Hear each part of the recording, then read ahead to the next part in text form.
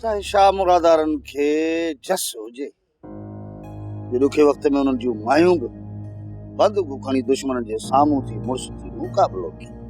बाबा ने के चइबो आहे सुठी तरबियत।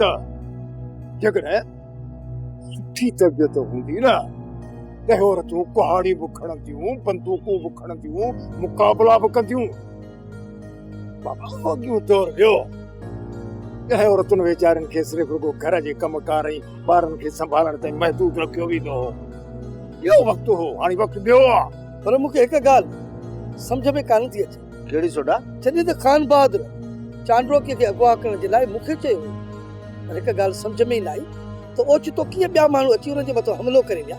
सोडा बाबा जेतिरे क़दुरु मुंहिंजो दिमाग़ कमु थो करे त हू तुंहिंजे चहिरे जा तासुरात सम्झी वियो। इहो कमु तोखां कोन पियो।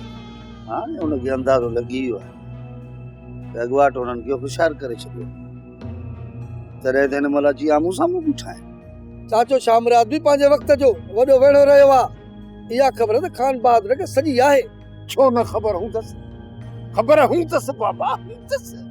तव्हां ॿिन्ही खे ख़बर ई कान्हे त इहो जेको शाह मुराद ऐं खान बहादुर साहब आहे, इहे ॿई ॿिटनि बाबा, हिक ॿिए जा भेजी आहिनि। ख़बर न हूंदसि ख़बर बाबा, ख़बर। बहरहाल अबा, खान बहादुर सोडे ते शक ज़रूर कंदो।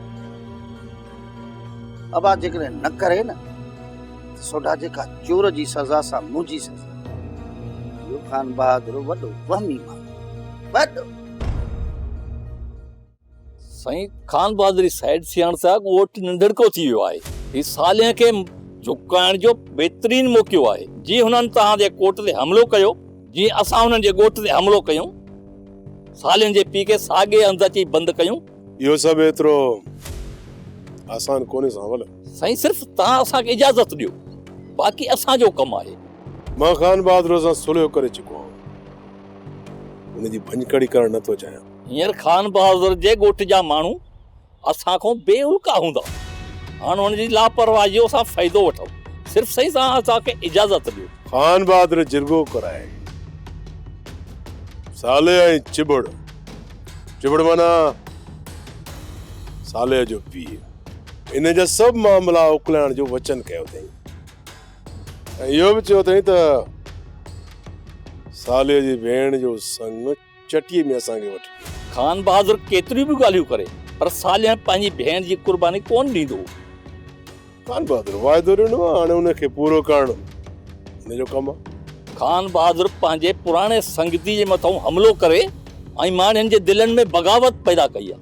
मां सम्झां थो हुनजी हाकिमियत जा आख़िरी ॾींहं अची विया आहिनि। नाइंसाफ़ियूं बादशाहनि खे ई ॿोड़े छॾींदियूं आहिनि। वेरुन जी वस्ती, वेरुन जी वस्ती।